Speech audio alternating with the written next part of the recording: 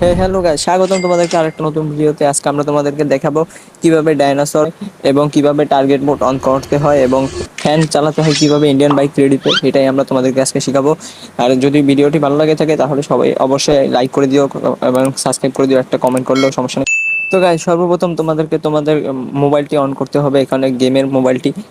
তারপর লিখতে হবে এখানে ফ্যান অন।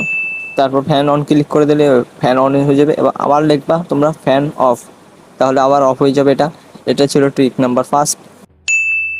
তো আবারও মোবাইলে সেই জায়গায় আমাদের লিখতে হবে অ্যাটাক।